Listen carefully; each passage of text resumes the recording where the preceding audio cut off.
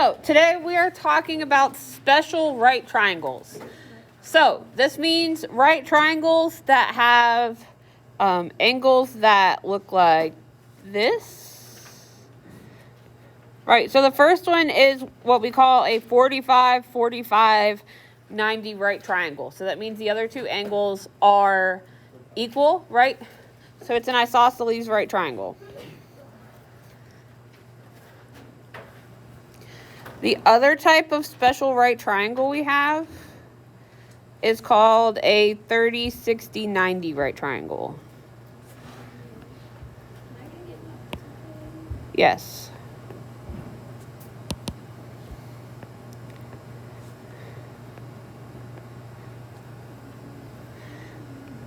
All right, so a 30, 60, 90 right triangle and a 45, 45, 90. So the nice thing about these is that there is special ways we can find any of their sides without using the Pythagorean theorem. Obviously, you can use the Pythagorean theorem, but honestly, if we know one of these sides, we can figure out the other two, which is kind of nice.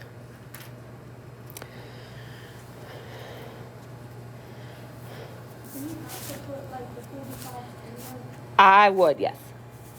That way you know the two types.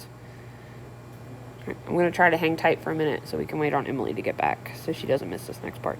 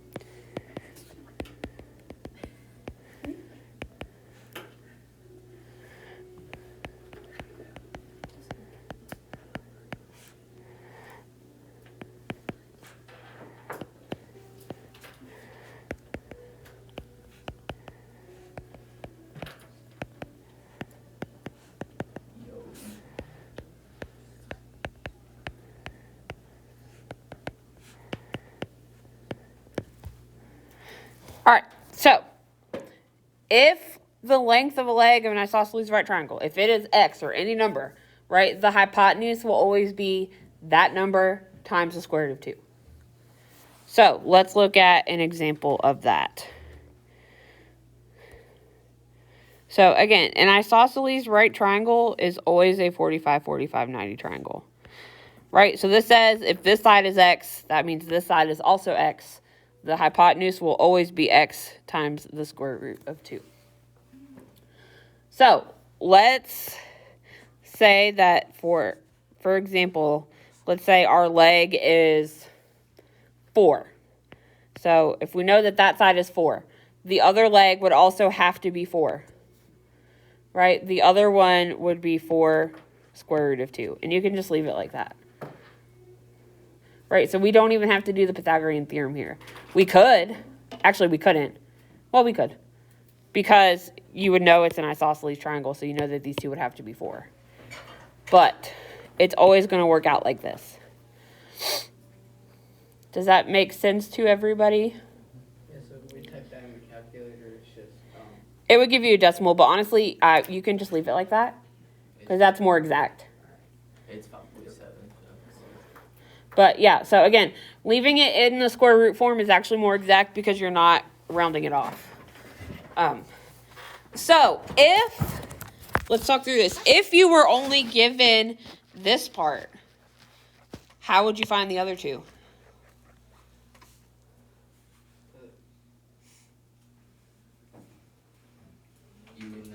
They're both just 4. Yeah. All right, so So if I had a 45, 45, 90 triangle, let's say that this was, that's 6. That would be 6. No, that's the hypotenuse. Oh, that would be 3. No. That would be 2. No. 9. So the hypotenuse is always the legs times the square root of 2. So if you're given the hypotenuse, you would divide by the square root of 2. What's the square root of 2? Like 1 point something. So to find those, you would do 6 divided by the square root of 2.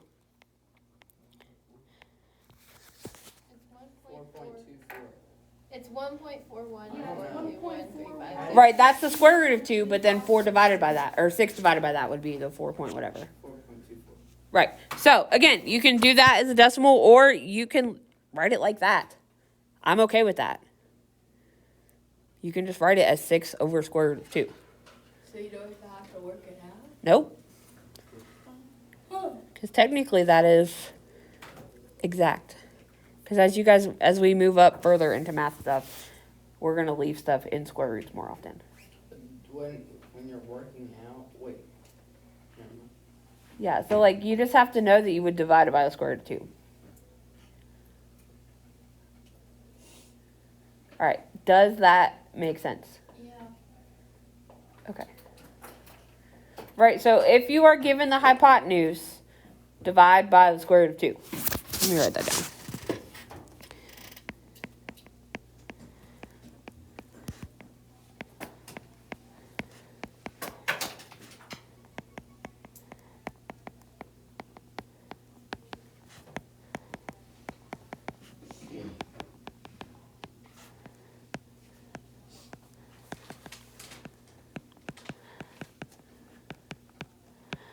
All right, so if you're given the hypotenuse to start with, you can find the legs by dividing by the square root of 2.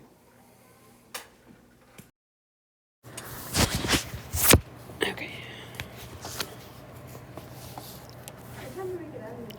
10:05.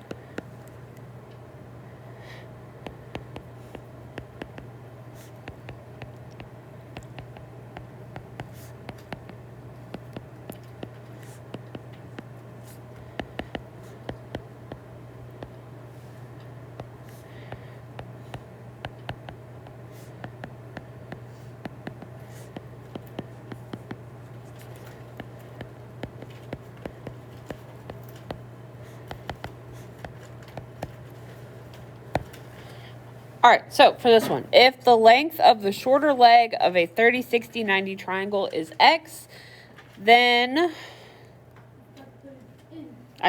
the length of the long leg is x times the square root of 3, and the length of the hypotenuse is 2x. So this one is a little trickier just because your legs are 2 different sizes now. All right, so in a 30, 60, 90 triangle.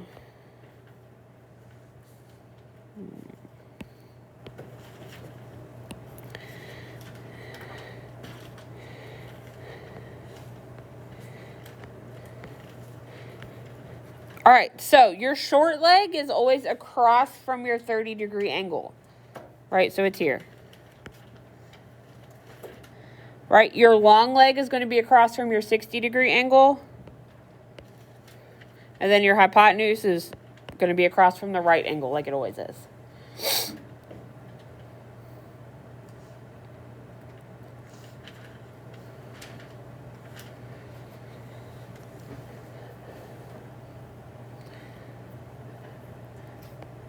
So again, what that's going to look like.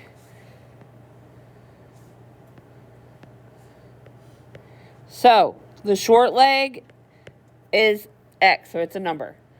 the long leg is that short leg times the square root of 3. The hypotenuse is 2 times the short leg. So do the square root of 30. No, square root of 3.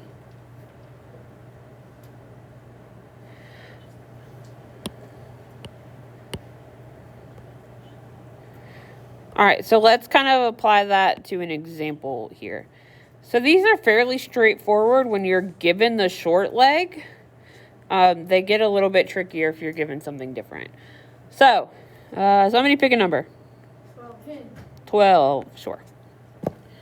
All right, so if our short leg is 12, what would our long leg be? 12 times the square root of 3. Unless you want another number. No. So, what? Nope. And then the other side is 12, 2 times 12. Right, which is? 24. Yes, so the other one is then 24. So, if you are given something besides the short leg, the first thing you need to do from there is find the short leg. Right? So, like, if you were given the hypotenuse. Okay, hold on. Let me pause here, and then I'm going to go to another slide because I'm going to need more room. So, is everybody good with this slide here? Or do you guys still need a second? Okay. All right, so let's think through this. So let's say if you start with the hypotenuse.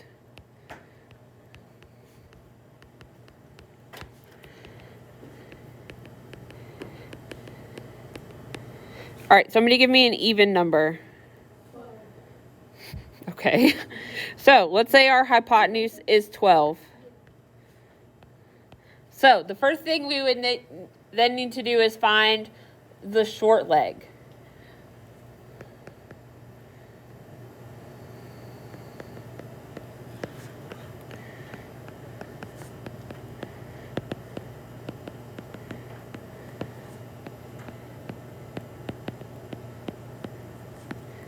So in this case, if we want to find the short leg, we would divide our hypotenuse by 2. So 12 divided by 2 is 6.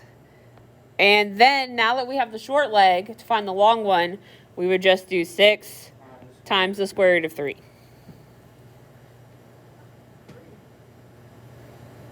Yes. It's a 3 for the 30, 60, 90. It's not a 2. What was the last one? What do you mean the last one? Like the number. For the 45, 45, 90s, it's square root of 2. All right. So that's how you do it if you're given the hypotenuse. If you start with the long leg,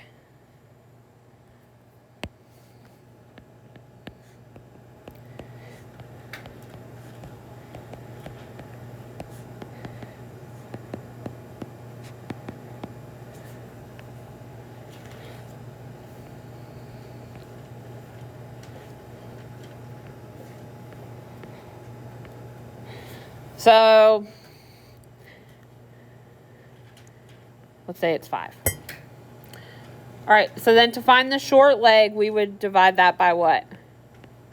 Square root of 3. Yes, good.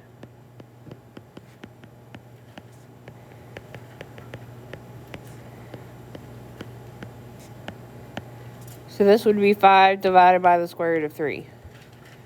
Then we're going to multiply that by 2 to find the hypotenuse. So when you're doing that, you're just going to multiply 2 to the numerator. So 5 times 2 is 10, and then still over the square root of 3.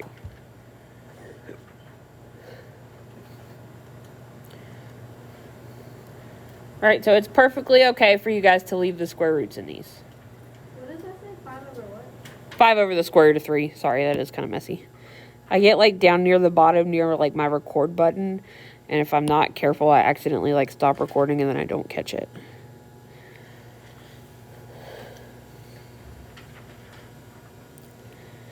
Okay, I know that's kind of a lot. How are we feeling? Yeah. Usually everybody's good until like we get a long leg or short leg, and that's kind of what throws people off. So I wanted to make sure and take some extra time to like break it down. But Right, and this is one of those things that just kind of comes in handy as we move forward. It will also pop up on your ACT, SAT as good things to know. So just one of those things to keep in mind. Okay, so let's go ahead and get started on work. It won't be for homework if you don't finish tonight. But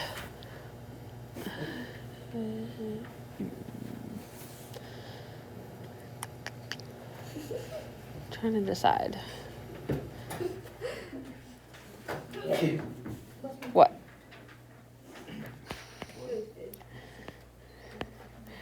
All right, so on page 321, let's go ahead and do 1 through 10.